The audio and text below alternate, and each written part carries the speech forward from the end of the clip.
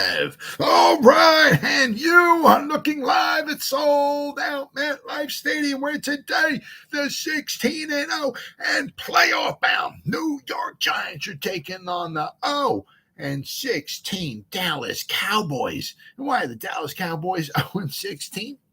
Because they suck. Welcome to the Gridiron. Anybody out there at all that's going to spend a little bit of time with me here this evening, I greatly appreciate it. Thank you so much from the bottom of my heart. It means so much to me. Or if anybody spends any time watching a replay this, once again, thank you so much from the bottom of my heart. I greatly appreciate it. I'm going to try to go about 30 minutes here tonight, shoot my mouth off for about 30 minutes. Anybody got anything to say, please feel free, fire away. Throw in the chat box. I usually try to check on the chat box like every 5 or 10 minutes or so. So anything gets put in there, I try to respond to as fast as I can. Plus, instead of me just rambling on for 30 minutes, it's nice just to talk to somebody else sometime. Right? So please feel free, fire away. Before we get started, if anybody wants to help support my channel out, it would mean the absolute world to me. In the description box below, the top link in the description box takes you to my membership page. I got 3 different membership levels. The first one's called the Saquon, the second one's called the Lawrence Taylor, and the third membership level is called the Gridiron.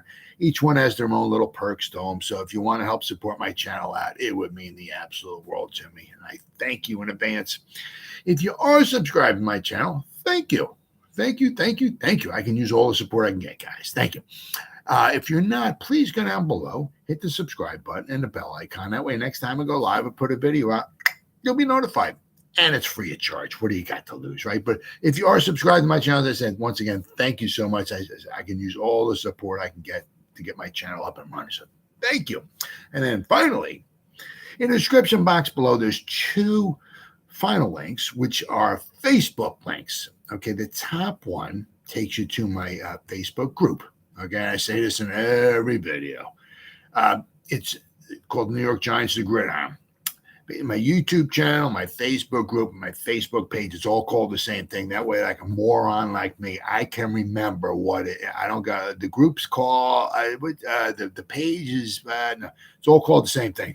Basically, New York Giants, the Gridiron. Okay, so the group, the New York Giants, the Gridiron. What do we got? We have over 3,100 members in there. Okay. It's 7 days a week. Every stuff going in there every day. I try to get, if I can, up to like sometimes even more, but at least 10 different things in there every day. Whether it's a post, a picture, a video, or anything, something making fun of the Eagles, something making fun of the Cowboys. Those are some of my favorite posts, especially making fun of the Eagles. That's personally like my favorite. Okay. Just making fun of them. But not only do I put stuff in the group, but the members put stuff in there as well, too. Okay, so between me and the members, there's a ton of New York Giants information going in there every day. And then the second Facebook link, okay, takes you to my Facebook page. Okay, once that's called the New York Giants, the Gridiron, but it's a page. So I'm the administrator, so I'm the only one who posts anything in there. But once again, it's 7 days a week.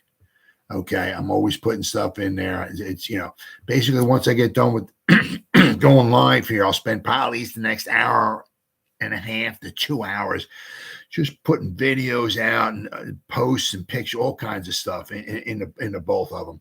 And what do we got? We have over 1,100 people who like the page, and there's over 4,500 people who are following it. Okay, and as I said, basically, I don't commingle them, so I don't mix this stuff up. So basically, what I put in the group, I don't put in the page. When I put in the page, I don't put in the group. It's all different. Okay, so if you go to the page and you like and you follow it, and you go to the group, all right, and you become a member of it, between the two, you get a ton of New York Giants information every day. And like I say in every video, all right, if you go there and you like it, and you follow it, and you become a member of life, you're not satisfied, you get your money back guaranteed. All right, all that stuff said, done, out of the way with. The Giants brought back a familiar face, which is cool. Cool, I'm happy with it. It'll add some depth to it with the X-Man coming back. I still remember that phone call. Shermer, right? Shermer. Got the X-Man from Old Dominion. Did really good in college, but that's Old Dominion. Okay, Old Dominion's one thing, NFL's a different horse of a different breed, right? But I remember the that's where I get the X-Man from. I don't know. I don't know if it sticks with anybody else or not, but Shermer had the phone. And he just had him on the phone. It's like, hey, X-Man. I forgot what he said about, you're going to be a giant or something like that. But I always remember he called him the X-Man. So that stuck with me. That works for me. Now, I don't know if it's scheme, the coaching. I don't know, but he had 4.5 sacks his rookie season. Once again, I got 7,000 tabs up here. Where is he at? Here he is. Here we go. I got him. Got the X-Man up here. Okay. He started his rookie season. He started in 2 games. Okay. He played in 16. What did he have?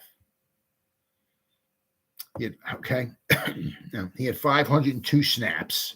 Okay, and he had 4.5 sacks. All right. So he played basically like half the snaps.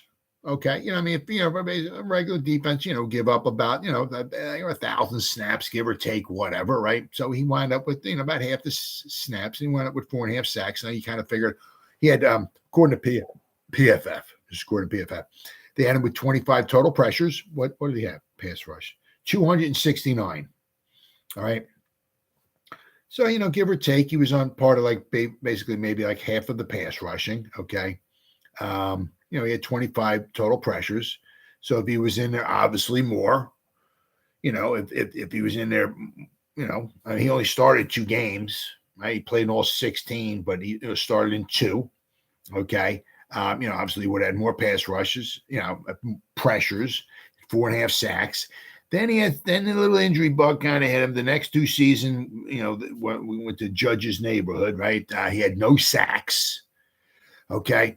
In 2020, he had 110 snaps, 2021 had 183 snaps. So the next 2 seasons combined, he had 293 snaps. Basically almost like half of what he had his rookie season. Okay. But once again, he had no sacks. According to PFF, those 2 seasons combined, the Judge era, he had 10 total pressures. Okay, so he kind of came along with with the team and all of that when Shane and Dable got here, and since we didn't have much of a pass rush or anything like that, I guess he was, a welcome, addition, if you want to call it addition, but he was welcome. Okay. Now we had 15 total pressures last year. Okay, but he had was it 2.5 sacks last year, right? So, but last year he played in more snaps than he did in any other season. Okay, and he had 2.5 sacks. All right, his rookie season. Okay, now once again, let me see here. Okay, last year he played in 15 games, and he still wound up with more snaps, total snap. He started 4 games last year. Okay. Rookie season, he started in 2. Okay. So his rookie season, he had 4.5 sacks, almost twice as many sacks. Okay. His rookie season than he did last year. And his rookie season, he had 25 total pressures. Last year, he had more snaps overall, just a few more. Okay. Basically, last year, he had 264 pass rushing snaps, right? Rookie season, 269. So basically, rookie season and last year, almost the identical pass rushing snaps. 269 rookie season, 264 last year. So almost identical. Okay. So rookie season, 4.5 sacks. Last year, 2.5 sacks. He had almost twice as many sacks his rookie season. Rookie season had 25 total pressures. Last year he had 15. Okay, so as a scheme, I'm not exactly sure what, but he can be productive. Now the thing is also here, if I can read this. Apparently there wasn't a lot of calling for him in free agency. See, that's the one nice thing is that once you got the little bit of free agency frenzy going on, people,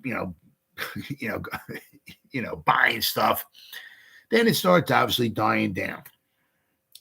Then you get the draft. Okay, so then it's going to die down even more for some of those guys because it's like some teams that maybe could have used some pass rush and help. Well, then maybe they might have drafted that. Okay, so now so anything that might have been, I don't know, and anybody wanting him at all, might have died down even a little bit more. So now you got all these guys out there they're looking for jobs. Okay, that you got to take what they pay. You're going to hold out for $4 million. Okay, well, you're probably not going to get it. So he took what the Giants obviously gave him. I don't know what it is. Just Ian Rappaport says edge rusher Oshane Ximines is returning to the team on a 1-year deal. Source said. So obviously the terms of the deal will come out. But you got to take what they're going to give you. Right. So he came back. Right. So, a welcome addition. I still would like to, we got Ellerson. I get hurt all the time. Smith. Right. Tolman Fox. Hottie Ward. Jihad. Right. And we got Oshane Ximines. Okay. So we could use something, right? It's shame. It's just shame we couldn't work something out with Lorenzo Carter, because he left last year, I think, with the Falcons about $3.5 million. It was a shame, because he seemed like might have had some nice upside to him, but it is what it is. But we could still use some good depth, maybe a little bit better depth at the edge position. All right. Let's see. Yeah, it says here. Ximines, who had been an unrestricted free agent, isn't known to have drawn any interest from around the league and returns to the team on a 1-year deal to continue his NFL career. So that's good for him. Now, he's got the 6'4", 253. It's a nice size, right? So he appeared in 15 games for the Giants last season, recording 2 sacks. They said 2. I saw 2.5. He had 24 tackles, 3 tackles for loss, 8 quarterback hits. In 4 seasons, he had appeared in 45 games with 9 starts. He had 67 tackles, 9 tackles for loss, 22 quarterback hits, 6 pass breakups, and a forced fumble. All right, so it's nice to have him back. Hopefully, hopefully he can maybe build on what he did last year because we can use all the help we can get. Even if Azeez Ojulari and Kayvon can stay healthy, they're going to need breaks from time to time. So you like to have some nice guy, nice guys in there. I said, look at what the frick the Eagles do. They let one guy goes, takes a breather. They got somebody else. They got another monster coming in who can sack the quarterback and all that. So you can never ever have too many pass rushes. So it's nice to see Ximines back. Then I'll tell you what. Man. They're going to have some signings, obviously, but there's like 26 guys between. This was like I think it was like a day ago. Yeah. The undrafted free agents and the other guys that they brought in for the mini camp, which is going to be rookie mini camp invites, which will be starting this weekend. Okay. But so we got, we got Tommy DeVito, the quarterback from Illinois. Obviously, Bryce Ford Wheaton. Very anxious to see what he can do. The thing is, it's that you start thinking, damn. Where the hell are all these freaking wide receivers going to go? Because unfortunately, we're not going to bring 10 of them on the active roster, right? Maybe 7. Then maybe if you got tucked maybe 1 or 2 away on the practice squad, but man. Jeff Smith, you got to figure quite possibly, more like a special teams guy. That's if he makes it, right? But you guys said you figure possibly Sterling Shepard might start the season on the PUP list. Maybe Wando Robinson will have to wind up waiting and see. But, we got Crowder, right? We brought in Paris Campbell. Don't forget about him. You're talking about speed, right? You don't need to look no further than Paris County. I'm excited to see him on the field, right? But I said, then we got Wan'Dale Robinson, right? Then I said Sterling Shepard, right? Then you got the guys on the outside. I said Bryce Ford Wheaton, as I said. Now, hopefully, maybe if he doesn't make the team, we'll got him on the practice squad, right? Maybe help develop him. But with Hyatt, right? And you got Hodgins, and then you got Colin Johnson, Slayton, right? I mean, we got some guys. The problem is, it's almost kind of like, I feel really good about our overall. I mean, we don't have what the Eagles have, like that bam, bam, Brown and DeVonta Smith, right? We don't got that. But what I like is our overall quality of depth at the wide receiver position. I think we're better than what the Eagles are. The Eagles lucked out last year. Good for them. But they didn't have a lot of injuries, right? So they didn't have to go down to their 6th and 7th and 8th wide receivers. If they were throwing to their 6th and 7th and 8th wide receivers, well, they may not have made the Super Bowl, right? Plain and simple.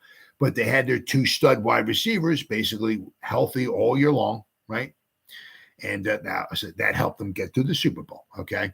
But I said overall, I mean, my God, I said, we got a good wide receiver group. And as I said, then if you throw Bryce Ford Wheaton into the mix too, I mean, and fast too, right? I mean, Wheaton was a 4.39 40-yard dash and a 41-inch vertical. Nice, okay. Then we got Ryan Jones. We're bringing in the tight end. They got tight end here /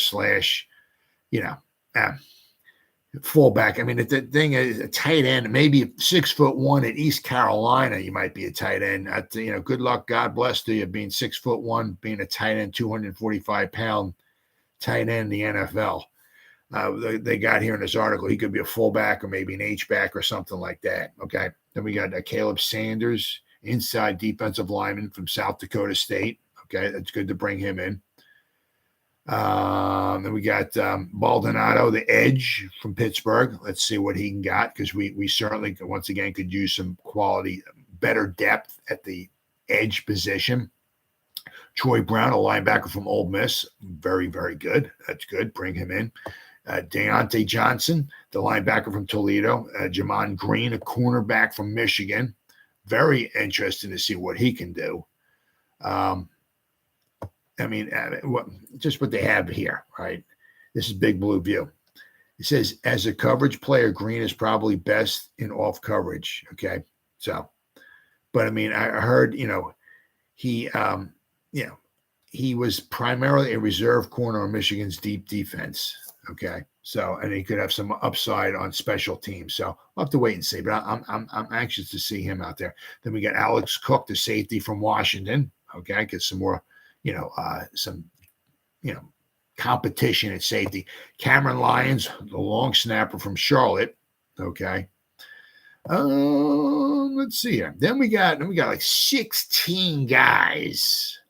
Okay. Rookie camp invites. So we might even, after these invites here, with minicamp, they might even have a couple signings with these guys too. We got Azeez, I believe that's how you pronounce it, Daniels. Who's a quarterback / running back from Air Force. Interesting candidate. Okay. Then we got Hunter Johnson, a quarterback from Clemson. Okay. Pete Oliver, running back from Holy Cross. Then we got Iribor. I believe that's how you pronounce it. Ike Iribor, running back from Union College. Okay. Carlos Carrier, I believe, wide receiver from Central Michigan. Mogg, wide receiver from North Dakota. Tariq Milton, wide receiver from Texas. So we're still bringing in wide receivers, right? Let's see here. We got Keemore Gamble, tight end from Central Florida. Micah, center. Okay. Khalil Keith, an offensive tackle from Baylor. Okay. Finau, a defensive lineman from Maryland. Lawal Ugwak, I believe that's how you pronounce his name. He's a defensive lineman from TCU. Okay. Quinn Perry, a linebacker from Colorado. Orion Vance, a linebacker from Iowa State. Morgan Best, a safety from Northern Arizona, and Eli Weber, a safety from Augustana. Not exactly sure where that's at. So we got all kinds of stuff, people coming in, competition, all and everything. So quite possibly after the mini camps, which will be this weekend, okay, they might even have a couple more signed because we're trying to obviously fill out that 90-man roster, okay? Let's see here. Yeah, it's the undrafted free agent situation and the back end of the roster in general is always very fluid and will remain so for a long while yet. Now, there's times, I mean, you'll see guys get dropped or whatever, and then the next day they get re-signed. You know, so sometimes just because they drop a guy or something or whatever doesn't mean 2 days later he won't be back on the roster. So, but I mean, it's just, it's the nature of the beast, you know. There will still be plenty of churn even after camp starts and into the 2023 season. There always will be. So for now, let's take a minute to go over the Giants' confirmed undrafted free agents, as well as take a look at the players invited to the rookie minicamp, right? So that's always going to be, you know, a constant, you know, they're always looking to upgrade and this and that. And so and there's never a lack of players out there to keep bringing in. So we got a lot of, a lot of guys bringing in. So we got, as I said, once again, we got to fill out that 90-man roster. So, the names are going to be coming in aplenty, right? So unfortunately, guys, they'll be there. They'll be gone. So a lot of these guys I've never heard of, and unfortunately, I'll never hear from them probably ever again. Maybe after this weekend, but it's always the way it is, right? Always got to keep bringing guys in because you never know. You never know when you have that maybe that diamond in the rough. You never know when you get that Victor Cruz coming in, right? Right, Terrence? A lot of competition. Yeah, that's it. Yeah, right. I mean, it was funny because with Victor Cruz. The hell frick number was he? 3? 3 his preseason year, I think it was 2010. It was Rex Ryan. They had the preseason game. Yeah, okay. The preseason game. I mean, because you got Rex Ryan. I mean, whether you love him or hate him, I love him. He's got a big mouth or whatever, but hey, bring it. You know, I mean, sometimes he wants to look like a jackass, but I mean, it is what it is. I like his attitude for the New York area and all that and everything. So I ain't got no problem, Rex. But Rex was like wired up, I guess, and Coughlin was wired up, whatever. But the 3 touchdown catches that Victor Cruz had against the Jets. I mean, after the game was over with, it was kind of like he went over to Coughlin, shook his hands, like, man, I don't know who that number 3 is, but he's pretty good. Something like that. It was pretty funny. I mean, but that's why you bring these guys in. You never know when you're going to find one of the diamonds in the rough. I mean, obviously, to find somebody like come out with Victor Cruz, that's you got to be pretty lucky to come out with somebody like him. But hey, you never know. You never know. And it's up. These guys always have to stay in shape and on top of everything like that, because a lot of times you never know. Yeah. You're only maybe a couple injuries away from maybe being on the roster. So, but it's not just like the Giants. I mean, they got to stay healthy and, if they want to play, right? Because it's just not the Giants. There's 31 other teams out there, and there's always, there's always opportunity. So that's why But it's lots of turnover, lots of turnover. Then there was this. I know that there's a bunch of I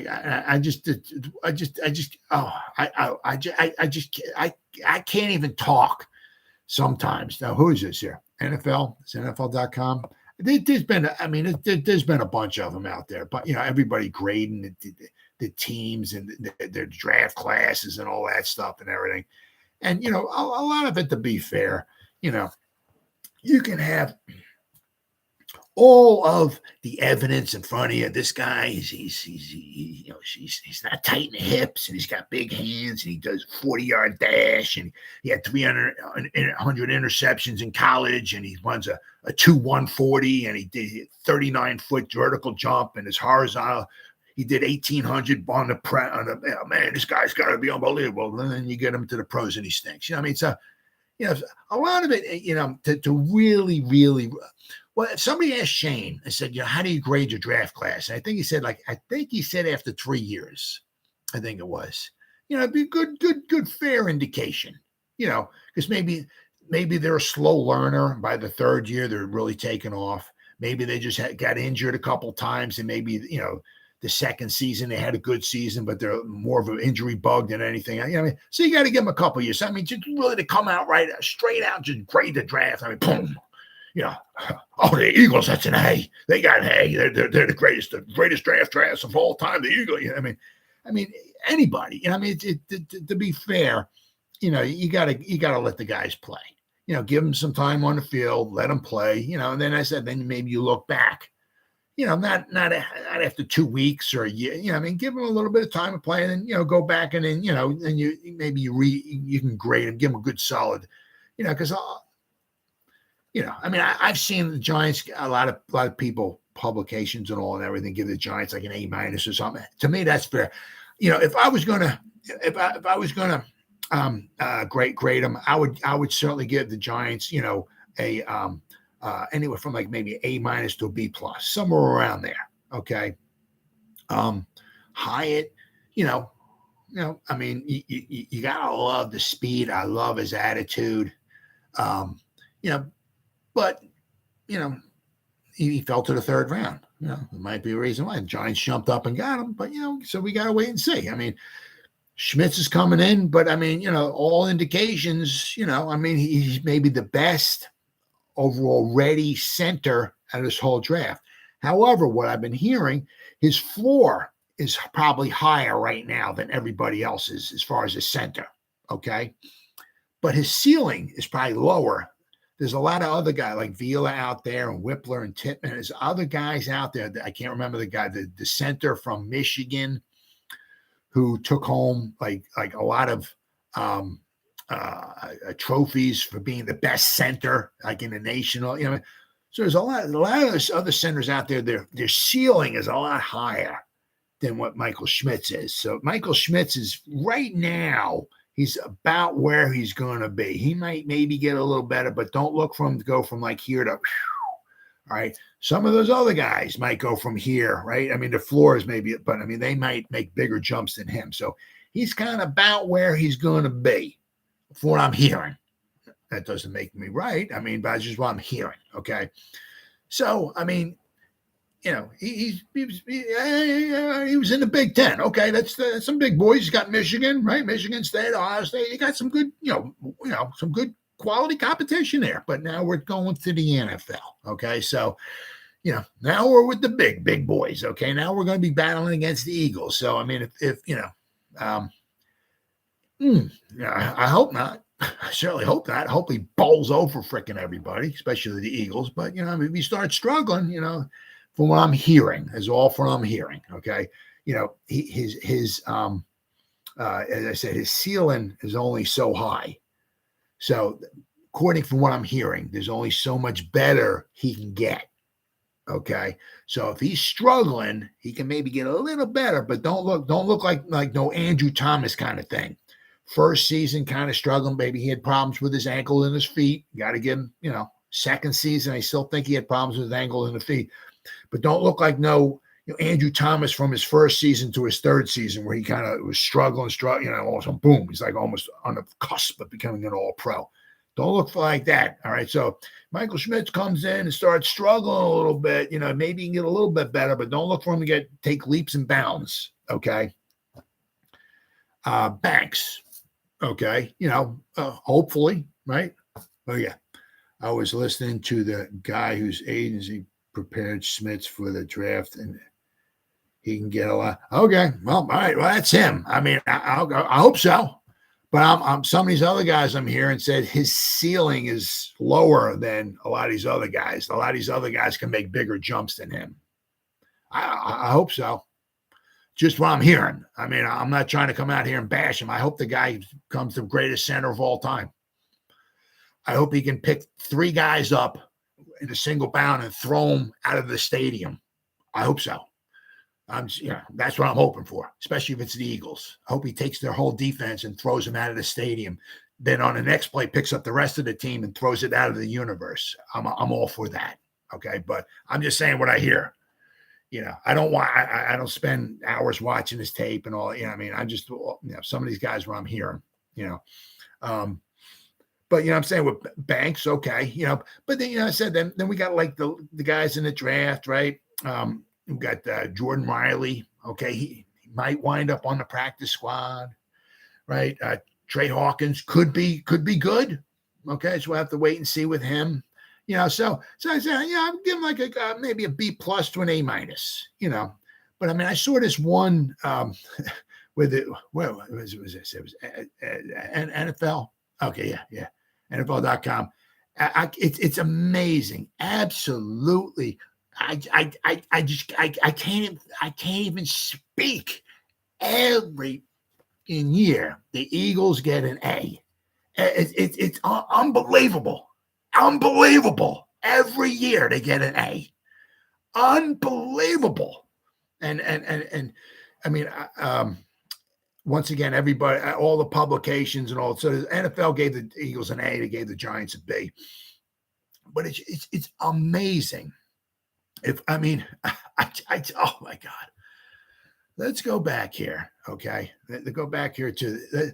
I said, I'm going to go back to with the Eagles. Okay. I'm going to go back to, was it 2012 and 2013. They had two phenomenal picks. First round, Fletcher Cox, 2012, right? Phenomenal pick. He's coming to the end of his career. Okay. But phenomenal. Pick number 12 from Mississippi State. Phenomenal. Then, of course, in 2013, it took out of Oklahoma. Okay. Picked number 4. They got Lane Johnson. Yeah. That's 7 grand slams with Lane Johnson. If you want a freaking warrior, plays hurt. I don't think he's given up a sack in like the last 19 years or so. I mean, just unbelievable. That's a total grand slam. But the thing that just drives me freaking bananas every year, the Eagles get an A. I mean, people just talk about their first round pick. Oh, that's an A. That's an A. I mean, because it just pisses me off. So I always keep a track. I always look at it all the time. And it's awesome. Oh, God, a freaking. What we got here? Let's go back to, and then I don't know what happened in 2011 here, if they gave this douchebag here an A or not. They drafted Danny Watkins, a guard, the Eagles. Pick 23. He was from Baylor, a guard. He played 3 years. I'm sure some douchebag out there gave him an A. Oh, that's an A. Danny Watkins? Oh, my goodness. Could quite possibly be the greatest guard of all time.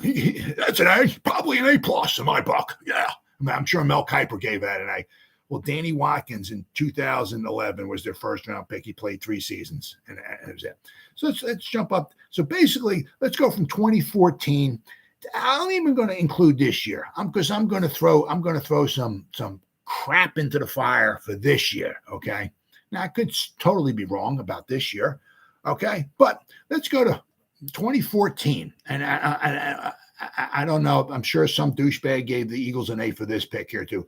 Marcus Smith, a linebacker. Okay. Played in they picked him 26 overall. He played for 5 seasons in the NFL. And I'm sure that was probably an A+. Somebody probably he had 6.5 sacks. He had no interceptions in his career. He played in 53 games and his career was over. And I'm sure some douchebag out there gave the Eagles an A for Marcus Smith, a linebacker from Louisville. All right. So let's go to 2015. How about Nelson Aguilar? Huh? I know somebody gave him an A. I know that because that's about this time all these drafts and everything started coming out and everything. And I know somebody gave the Eagles an A or an A- or so for Nelson Aguilar, the USC wide receiver. I mean, absolutely horrible wide receiver? No, absolutely not. Absolutely not. No, solid. But, I mean, first round pick, absolutely. You've got to be effing kidding me. Nelson Aguilar. All right. Then we'll go to 2016. How about Carson Wentz? How about trading up for Carson Wentz? I know people gave the Eagles an A for that one. I know that one. That was that was a grand slammer. They traded up, gave away all these picks and all that for Carson Wentz. That somebody gave them an A on that one too. Then we'll go to 2017. How about Derek Barnett? Okay. Let's see. I mean, he's still there. he has a grand total, let's see, 2017, 18, 19, 20, 21, 22. So in 6 seasons, okay, he's an end. He has 21 and a half sacks. Basically, they took him in pick 14, okay, overall. He's still on the team. I believe he was still on the team. Tennessee, okay. So in 6 seasons, he has 21 sacks. So a first round pick, he's an end. He's averaging 3 sacks a season. And I know somebody gave him an A for that. Oh my God. Another trash pick. Trash. 2018, their second round pick, Dallas got a very solid pick. Good pick. They traded away, and somebody, I know a couple gave him an A for this because they traded away their pick 32, because they won the Super Bowl. They had the 32nd pick overall. The Ravens traded with them. Okay. The reason why the Eagles got an A, okay, was why? Because they traded away their picks and they got additional draft capital. I mean, that's fantastic. I mean, my God, that's an A plus right there. I mean, some of these guys, it's absolutely freaking amazing. It doesn't matter if they trade up, it's an A. If they trade out, it's an A. Everything's an A with the Eagles. It's simply amazing. Well, you know what they traded away? The Ravens jumped up to take who? Lamar Jackson. Right? I tell you what, I'd rather have Lamar Jackson, Jalen Hurts. I mean, but the Eagles got an A. The Eagles didn't make a pick. Didn't make a pick in the first round. Traded it away and got an A. It's just unbelievable. Then we go on. There's more. Okay, let's see. And then we got this one. Oh my God. I remember somebody gave him, I think, like an A minus for this one. Andre Dillard, the tackle. You've got to be trash, absolute freaking trash. And somebody gave him an A minus. I remember pick number 22 from Washington State. And they gave him like an A minus, I think, for this one. And I said, well, what do you expect? The Eagles, A minus. I mean, they took the best tackle available. Good job for somebody gave him because they took the best tackle available. Good job for them. That's an A minus. I mean, the guy stinks trash. It's unbelievable. Okay, let's continue. It's just, oh my God. Who we got next here? Okay, we're going to have then we got Jalen Reagor. There you go. Huh. Jalen Reagor, pick number 21. I know they got he got a good start. Of course, they got Jalen Hurts in that one. Okay, that was a good pick. But overall, though, once again, they got another A for that one. I mean, of course, it doesn't matter that the first round pick just bombs out. Everything's an A. I mean, then we go. Let's see. So that's 2020. Okay. Jalen Reagor. Okay. Then of course, this you got. This you got in credit for DeVonta Smith. But it brings my back to my point. Okay, with Banks. There's a guy there. You see him. You get him. That's what the Eagles did, right? I don't know if the words were coming, people talking or whatever with Gettleman and all of that about like kind of knowing who the Giants wanted. They maybe fell in love with DeVonta Smith. That's why you don't want people talking and stuff like that. Well, so the Eagles did that's what you do. It's you shake hands later, but right now, during the draft's going, it's cutthroat, right? You go and you get your guy. That's what the Eagles did. Congratulations to them. That's what they did. Good move. Right? He might have fallen to the Giants. You jump in front of the Giants, you grab your guy. Well, I mean, that's what the Giants did. They moved up one spot so nobody else could come up and get him. They got Banks. That's the guy they wanted. Go get him. So it cost them a 5th and a 7th. Fine with me, right? So that's basically from 20. What do we got? 14 to 2023, because I still got 2 more drafts. That's pretty much like the only first round pick that I really like. But all the others, every other draft class, they all get A's. Everyone gets an A. So then let's continue. So where are we at? Of course, then we got last year Jordan Davis. All right. I mean, of course, because he's from Georgia, right? And then we got Nakobe Dean, who they took in the 3rd round, who's supposed to be, it was like the steal of the century. They got Nakobe at the 3rd round. Oh my God. It's a Hall of Famer. Oh my God. It's an A plus graph right there for the Eagles. Daddy, Nakobe Dean. What did Nakobe Dean do? Let's see how well he did last year. Oh my God. Oh, I can't even. Unbelievable. Let's see what do you got? let's see here. So you're drafting this guy, okay? He didn't start any games for you. So basically you're drafting backups. I mean, he played in all 17 games. He had 13 tackles. He had no sacks, no fumble recoveries, no interceptions. He had nothing, absolutely nothing last year. Nakobe Dean, nothing. But because he's from Georgia and the Eagles picked him, he's you know, that's a steal of the century. No. And I know the Eagles got like A or A minus. I know last year. Okay, so let's go back here. Where's let's go back. So that's the third round pick. But of course, I said Jordan Davis. I mean, what are you drafting backups in the first round, and you're getting A's for that? Really? He played in 13. He had a little injury. He missed a few games because of injury. Okay, but I mean, he started 5. So you're drafting a guy in the first round. He started 5 games for you, and that's an A. I mean, your draft class is an A. I mean, every year they get A. He started 5 games for you. You're drafting a backup, and you're getting an A. Really? I mean, the Eagles aren't the greatest team of all time. I'm sure they have some holes they could have. He had what do you have? He had 18 total tackles for him last year. And that's their first round pick. Started in 5 games, had 18 tackles. I don't know, it says no quarterback hits. He had 1 pass defense, no sacks. And they're giving him an A for that. So then we go this year. Okay, let's go this year. Now, of course, they had 4 picks. So, I mean, you know, you should wind up with some decent quality talent because they had wound up with 4 picks even before the Giants got their 3rd pick. And the Giants had to jump up, 15 spots just to get their 3rd pick. So the Eagles had 2 in the first, and I think they had 65 and 66. Okay, but of course, most of them are from Georgia, so automatically that's an A. But the whole defense is from Georgia, right? So automatically that's an A+, automatically. So, I mean, let's not forget, I mean, they got, let's see. Okay, Jalen Carter. Okay, where are we at here? Carter, who was once considered a potential number 1 pick in April, weighed 323 pounds at his pro day. He opted to do only position drills and didn't participate in any other aspects of the workout, including a 40-yard dash, cone drills, or other physical tests. Carter didn't finish the position drills because he was cramping up and was breathing heavily. I mean, you know, of course, you know, let's not forget, you know, the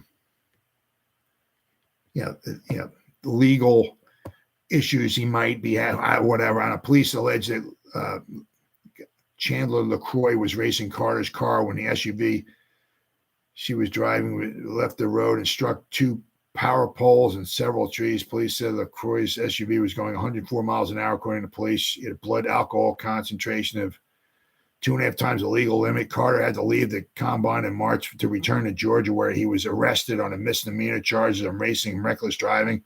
Carter was briefly jailed before posting bond and returning to the combine. A misdemeanor. I mean, so, you know, I'm not saying the guy's going to be a total bust. Absolutely not. He could become the greatest defensive tackle of all time. I don't. But, you know, the guy might have some problems. But also what like all the pros are saying is that, well, they're bringing this guy in, okay, and they're bringing in all Georgia players. So, I mean, obviously that's going to build a better atmosphere for him. So he's going to turn all this stuff around. Well, he was at Georgia with 3,000 football players on the team, right? And then he's out maybe racing cars and, you know, getting in trouble and stuff. So they're bringing him here to Philly. In South Philly, where there might be 3 or 4 Georgia players, that's going to make him better. Really? Yeah. Okay. Yeah, sure. That's an A. Yeah. Yeah. And then of course, at his pro day, he's cramping, he's out of breath and all of that. He's overweight. He can't do certain things. Really? Yeah. That's an A. Okay. Yeah. And they traded up for him. Sure. Of course, that's an A. Well, yeah, absolutely. Sure. No problem at all. Let's see, who else did they got? I mean, they got, you know, they got the 3 guys. They got Nolan Smith and they got Khalil Ringo. I mean, to me, yeah. it just, I can't, every year, the Eagles should have won the last 315, should have won every Super Bowl. Every year, the Eagles get an A or A minus every year. And you just start looking back over like their first round picks, but they're going over their overall, okay, overall draft class.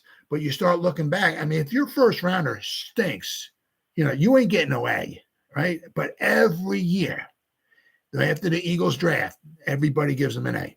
And then you start looking back and you're like, man, that first round pick stunk. That first round pick was trash. I said last year they were talking about Nakobe Dean and, being the steal of the century. He did nothing last year. Nothing. But that's an A. I mean, it's unbelievable. Absolutely unfreaking believable. Some of these guys, they're drafting. Are they even going to start for him? I mean, your team's not the greatest team of all time. I'm sure you have some holes, and they're drafting, in the first round, they're drafting backups. I mean, I don't know. I just, if they, the only thing I can see is because they had 4 picks in the top 66. I mean, you really should come away with some really good, solid talent there. And I'm still not even sold that they have that. I mean, to me, right? I say the Giants, just to be fair, I give them an A minus or B plus. But also to be all fair, you got to give these guys, let them, go out there on the field, give them a couple years or whatever, and then come back and regrade everything. But the thing is I can't even talk about it. Oh my God, it makes me so friggin'. Every year, the Eagles, you look at every poll, A or an A minus every year. Everybody gives them, everybody. It's unbelievable. And then you start looking back at these picks and you're like, Dillard, I mean, the one year they traded out of the first round and they got an extra draft capital and people gave them A for that when they could have had Lamar Jackson. So, I mean, you had Carson Wentz and you could have drafted Lamar Jackson. So I would give you an F for that, for being stupid enough to draft Carson Wentz, and even stupider enough to know Carson Wentz wasn't the right guy, and you could have had Lamar Jackson. So to me, it's just unbelievable. But I just sort of, but for the most part, all the people that I saw from them, I mean, not everybody's going to have the same opinion and all that, everything, but for the most part, everybody gave the Giants. Obviously, I can maybe an A minus, somewhere around there, which A minus or B plus, I agree with, But the thing that just drives me freaking bananas is just the Eagles. Every year, everybody gives them an A, no matter what. Just freaking drives me crazy. Well, guys, it's been 47, almost 48 minutes. Me just shoot my mouth off. Anybody spent any time watching me, I greatly appreciate it. Thank you. Well, if anybody spends any time watching a replay, this once again, thank you so much from the bottom of my heart. Terrence, thank you. Good talking to you again, as always, brother. Thank you. And as always, you guys stay safe out there and go Giants. Woo! Oh, yeah. Eagles suck.